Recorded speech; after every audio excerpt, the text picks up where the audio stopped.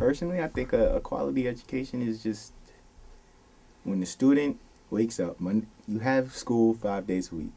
When the student wakes up on Monday, you know, everybody is usually tired. You know, I gotta go to school and everything. That student can wake up and say, "Oh my gosh, I want to go to school." Grab my bags out 30 minutes before he's supposed to be there. Running to school, could walk in, greeted by, staff that's there. They know him, or her. They walk into class that they're ready for that. Why? Because their teacher's up there. Like, already got the lesson. All right, I'm ready to teach you guys. Let's go. Yeah, I'm excited on Monday at 8 in the morning. The first thing I would change is, I think it's extremely important for teachers to have that bond, that connection with the students. Students will go the extra mile if you have that connection. Just knowing that somebody is rooting for you, and what kid would want to disappoint somebody that they look up to, that really cares for them. So just that connection, school shouldn't have to feel like, you shouldn't have to feel like that you're just going to school. It should be inspirational. You should be rejuvenated by the time you leave. You understand as a high school student, I need to pass these tests. I need to get my high school diploma. I need to go to college. These are all, but it's almost like a dogma. It's almost like it just is. Okay, this is what we're supposed to do.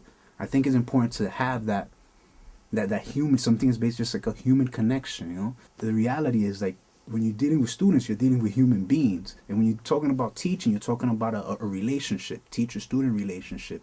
Be a counselor, be hands-on, be wholehearted with the student. If the student is learning and is willing to learn and is excited about learning, then that should inspire the teacher to teach. My ideal teacher would be a teacher that would be passionate to teach, period. To teach anybody. It doesn't matter. They should be passionate and teach us what we want to learn too, besides the lesson plans that they have originally for us. And also, like I said before, current events. Connect the curriculum. Yeah, basically. I want young people to know that they can be in a school that understands that they learn in very different ways. That some of them need for it to be played to music to get it. That some of them need rooms where they can touch and feel and experiment. Where some people just need a space where they can write and write and write and write and write. Where all these visual things are happening. Where they're going outside the classroom and taking trips and making connections. I think I had a really good balance with my after-school program with the Brotherhood Sister Soul that I feel like a lot of my peers missed out on. Like just yesterday, as a matter of fact, I was in church and my pastor was ranting about how a lot of young people haven't seen Roots. And he was saying like, oh, you guys are missing out. Like, I think it's really important for people to understand where they come from, especially in America. And I was like, yeah, like he was really making a big deal about watching the movie. But like just a few years ago in my junior year, I had got the opportunity to go to Ghana and actually stand in the slave dungeon. Now, I wouldn't be able to compare sitting down watching a movie to standing in the slave dungeon. So like that was real humbling for me to know that a lot of my peers aren't blessed with the opportunities that I had outside of school, like my extracurricular activities. Quality after school, not 3 to 4. That's not a quality after school. And not, or you have tutoring from 3 to 4, then if you have time for after school, you go. No.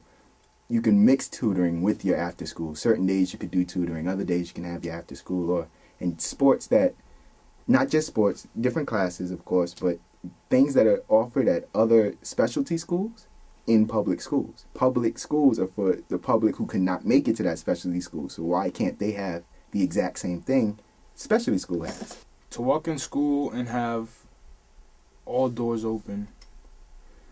To walk in my school and have my teachers, have the staff of the school say, hey, Mr. Sanchez, what you want to do? What you want to do? Which doors you want to walk into? How can I help you get there? What are your goals after high school? What do you need? A quality education needs to be well-rounded. It shouldn't be just school. For teenagers, they are just starting out. They haven't even seen the world. I think it's important that students have a vision.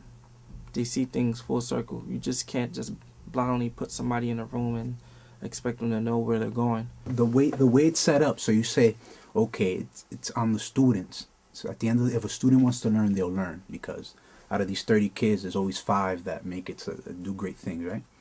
So okay, so it's not on the students. But then you say, but then it's on the teacher. But then you have to consider the teacher have like 30 kids, sometimes 30. They have other things going on. Sometimes there's teachers, high school teachers, that have students that are special ed or have IEP, individual education plans. So you have a student that's considered special ed because he has maybe learning disabilities, and it's another student who's special ed because he has behavior issues. You have them in the same classroom, and then you have a student that's really advanced, and you have all of this going on. The teacher's forced to teach many different lessons within one lesson. So one class becomes it's almost like a juggling act, like, you understand? So you have to explain the same things in different ways. So is it the teacher's fault? And then on top of that is like maybe you don't have the space.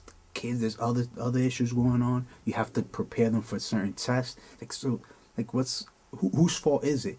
And the only thing that I think we can all agree on is basically maybe the structure, the way it's set up. Like something it's bigger than just students and teachers. Maybe the way we expect the relationship to play out. I would want all children who are receiving a public school education to know that they're getting the best, and the best is being had by their friends who are going to the school across the street, up the block, and in the state next door to theirs. I want for young people to know that they're going to be cared for and educated by people who don't just have a passion to be educators, but people who are well prepared and have the skills and are continuing to develop those skills to provide the best education. I want them to know that they're going to be in the school that's going to wrap around their needs. So really address them as a whole person, not just you need to ace this test, you need to get a 3 or 4 here for you to go to the next level, but it's going to make sure that you have a space to be early in the morning. If your parents work early and you need to be dropped off and have a healthy breakfast, that you can get that at your school.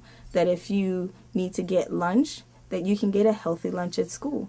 That you can get after school care that's not just about babysitting, but that's really going to be enriching and is really going to make the connections between what you're learning in the classroom and what you need to learn to be successful in life, however you define success for yourself. I want to walk into my school and have the opportunity every other student has.